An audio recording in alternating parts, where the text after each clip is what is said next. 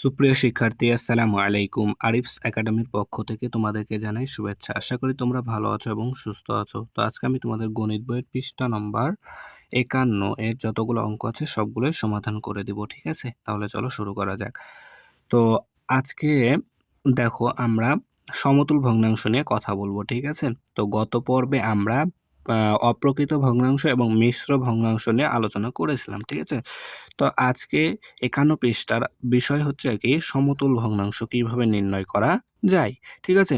তো দেখো ১ নাম্বার প্রশ্ন, ঠিক আছে? তো বলছে 1/3 অর্থাৎ ৩ ভাগের ১ এর সমতুল ভগ্নাংশ কিভাবে তৈরি করা যায়? তো এখানে একটা সংজ্ঞা আছে, এটা তোমরা মনে রাখতে পারলে আরো ভালো। তো সেই সংজ্ঞাটা হচ্ছে কি যে কোনো ভগ্নাংশের হর এবং লবকে, ঠিক আছে? কোনো ভগ্নাংশের হর এবং লবকে একই সংখ্যা দ্বারা গুণ করলে, ঠিক আছে?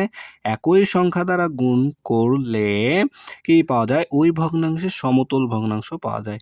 অর্থাৎ দেখো এখানে আমাদের কি আছে? এটাই যদি এখন আমরা সমাধান করি এই সংজ্ঞা অনুযায়ী, তাহলে কি দাঁড়ায় দেখো, এখানে আছে ১ বাই মানে ৩ ভাগের ১, ঠিক আছে না? এই ভগ্নাংশের হর, হর এবং লব, ঠিক আছে? হর এবং লব।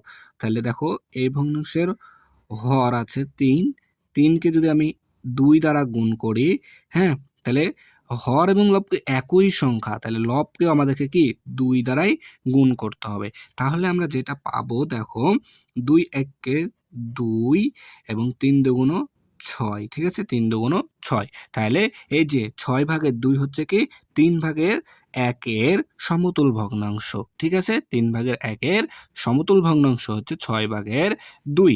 এইভাবে আমরা আরো বের করতে পারি, ঠিক আছে? যেমন দেখো ৩ ভাগের ১ কে যদি আমরা হরকে ৩ দ্বারা গুণ করি, হরকে ৩ দ্বারা গুণ করলাম, তাহলে লবকেও আমাদেরকে কি ৩ দ্বারা গুণ করতে হবে, তাই না? তাহলে দেখো কি দাঁড়ায় তাহলে এখন ৩ একে ৩ আর ৩ তিরিকে ৯। তাহলে ৩ ভাগের ১ এর সমতুল ভগ্নাংশ কিন্তু আমাদের ৯ ভাগের ৩ও, ঠিক আছে না? তাহলে এই যে এই ৯ ভাগের ৩ আবার ৬ ভাগের ২ এগুলো সবগুলোই কি আমাদের এই যে ৩ ভাগের ১ এর সমতুল ভগ্নাংশ, ঠিক আছে? তো এইভাবে কিন্তু আমরা সবগুলো সমতুল ভগ্নাংশ বের করব, ঠিক আছে? তো আমরা এই সমতুল ভগ্নাংশ কিন্তু আবার ভাগের মাধ্যমেও করতে পারি। তো আমরা সাধারণত কি গুণের মাধ্যমেই করব, ঠিক আছে? তাহলে দেখো এখন ১ নাম্বার নিচে একটা প্রশ্ন আছে, দেখো বলছে ৮ ভাগের ৩ এর ৪টি সমতুল ভগ্নাংশ নির্ণয় করতে বলেছে। কয়টি? ৪টি, ঠিক আছে?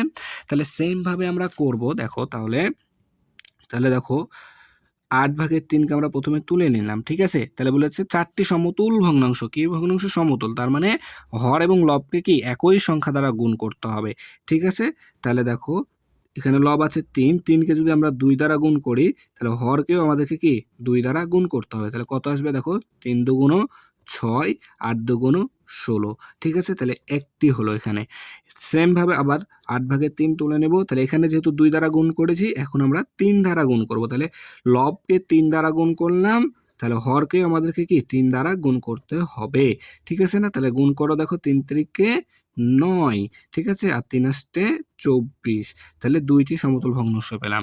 সেম ভাবে এখন করব, আবার আরো ২টি বের করব আমরা, ঠিক আছে? তাহলে ৮ ভাগের ৩কে এখন যেহেতু এখানে ২ দ্বারাও দিয়েছি, ৩ দ্বারাও দিয়েছি, এরপর তাহলে আমরা ৪ দ্বারা গুণ দেব, ঠিক আছে? ৩ গুণ ৪, তাহলে লবকে ৪ দ্বারা গুণ করলাম, তাহলে হরকেও আমাদেরকে কি ৪ দ্বারা গুণ করতে হবে, তাই না? তাহলে ৩ ৪-এ ১২, ৩ ৪-এ ১২ আর ৪ আষ্টে ৩২, ৪ আষ্টে ৩২। তাহলে এটাও কি একটা পেয়ে গেলাম। তাহলে আমাদের ৩টা হলো, এখনো একটা লাগবে, তাই না?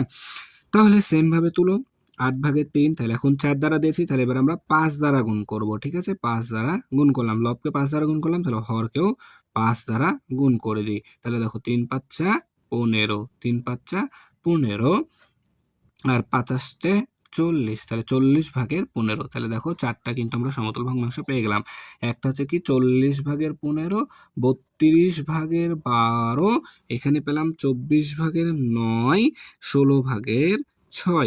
এগুলো সবগুলোই কি ৮ ভাগের ৩ এর সমতুল ভগ্নাংশ। ৮ ভাগের ৩ এর সমতুল ভগ্নাংশ, তাই না? তাহলে আশা করি তোমরা এটা বুঝতে পারলা। তাহলে আবার আমি একটু সংজ্ঞাটা শর্টকাটে বলে দিই যে কি হর এবং লবকে একই সংখ্যা দ্বারা গুণ করলে কি সমতুল ভগ্নাংশ পাওয়া যায়। হর এবং লবকে একই সংখ্যা দ্বারা গুণ করলে সমতুল ভগ্নাংশ পাওয়া যায়। ঠিক আছে, এটুকু মনে রাখবা, তাহলে সমতুল ভগ্নাংশ তোমরা কিন্তু খুব সহজে নির্ণয় করতে পারবা। ঠিক আছে, এরপর দেখো 2 নাম্বার বলছে কি যে খালি ঘরে সংখ্যা নির্ণয় করি, খালি ঘরে সংখ্যা নির্ণয় করি। ঠিক আছে, তাহলে এটা একবারে সহজে শিখবো। ঠিক আছে, তো দেখো এখানে আছে 3, তাহলে এপারে সমান চিহ্নের ডান পাশের থেকে যদি ডান পাশে যেতে বাম পাশ থেকে ডান পাশে যদি বৃদ্ধি পাই তাহলে আমরা গুণ করব। ঠিক আছে, তা দেখো এখানে 3 আছে, এখানে 9 হয়ে গেছে, তাহলে 3-এর ঘরে নামতা পড়ো, দেখো কত গুণ হয়েছে, এটা 3 তিরিককে 9, অর্থাৎ 3-এর 3 গুণ করলে কিন্তু 9 হয়। 3কে যদি আমরা এই 3 দ্বারা গুণ করি তাহলে কিন্তু আমরা 9 পাই, তাই না? তাহলে এই যে এই 3 দ্বারা 3কে গুণ করেছি, তাই না? এই 3 দ্বারা এখন আমরা এই 7কে গুণ করব, তাহলে 3 7 21, 21 এখানে বসে যাবে। ঠিক আছে, ঠিক আছে, আশা করি বুঝতে পারলা। এরপর দেখো এখানে দেখো 5 আছে, এখানে ফাঁকা ঘরে, এটা বের করতে হবে, তাহলে এটা বুঝতে আছে। তাহলে নিচেরটা দেখো, এখানে আছে 9, এখানে 18, তাহলে এখানেও দেখো বেড়ে গেছে, তাই না? তাহলে এই পাশ থেকে এপারে এটা বেড়ে গেছে, তাহলে কত 9-এর ঘরে নামতা পড়ো দেখি, 9 কে 9, 9 দুগুণ 18, অর্থাৎ 9কে যদি আমরা 2 দ্বারা গুণ করি তাহলে 18 হয়, তাই না? তাহলে আমরা 5কেও কি 2 দ্বারা গুণ করব, তাহলে যত আসবে সেই সংখ্যাটা কি আমাদের খালি ঘরে বসবে, তাহলে 5 দুগুণ 10 হয়, তাহলে এই 10 আমাদের এখানে বসে যাবে। ঠিক আছে, সেম ভাবে এখন দেখো তুমি 3 নম্বর, এখন দেখো এখানে আমাদের আছে 7, এখানে আছে 1, তার মানে কি বাম থেকে ডানে যেতে কমে গেছে। ঠিক আছে, তাহলে কমে যাওয়া মানে কি ভাগ করতে হবে। ঠিক আছে, তাহলে দেখো 7কে কোন সংখ্যা দ্বারা ভাগ করলে 1 হয়, তুমি যদি 7কে 7 দ্বারা ভাগ করো তাহলে কিন্তু 1 হবে। ঠিক আছে, 7কে 7 দ্বারা ভাগ করলে কিন্তু 1 হবে। তাহলে এই 21কেও কিন্তু আমাদেরকে কি এই 7 দ্বারাই ভাগ করতে হবে। তাহলে 21কে যদি তুমি 7 দ্বারা ভাগ করো, দেখো 21কে তুমি যদি 7 দ্বারা ভাগ করো তাহলে কয়বার যাবে, 3 7 21। ঠিক আছে, 3 বার যাবে, তাহলে এখানে হবে 3। ঠিক আছে, এখানে হবে 3। ঠিক আছে, এরপর দেখো 4 নাম্বারটা, তো 4 নাম্বার এখানে দেখো হচ্ছে 9, এখানে আছে ফাঁকা ঘর, তাহলে এখানে এটাই আমাদেরকে বের করতে হবে। তাহলে নিচেরটা দেখি, নিচে দেখো আছে 36। ঠিক আছে, নিচে আছে 36, এখানে আছে 12, তাহলে দেখো বাম থেকে ডানে কমে গেছে। ঠিক আছে না, এখানে 12, এখানে 36, তাহলে দেখো এখানে আছে 36, তাহলে কি করব আমরা এই 36কে 12 দ্বারা ভাগ করব। ঠিক আছে, 36কে 12 দ্বারা ভাগ করো, দেখো কত হয়।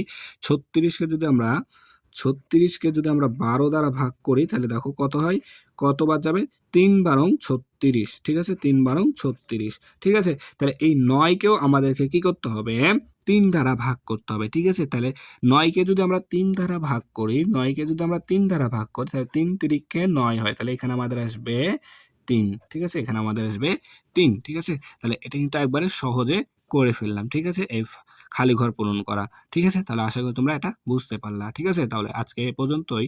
ভিডিওটি ভালো লাগলে অবশ্যই লাইক কমেন্ট শেয়ার করতে ভুলবে না, এবং পরবর্তী ভিডিও সবার আগে পেতে আমাদের চ্যানেলটি সাবস্ক্রাইব করে রাখো। আল্লাহ হাফেজ, আসসালামু আলাইকুম ওয়া রাহমাতুল্লাহ।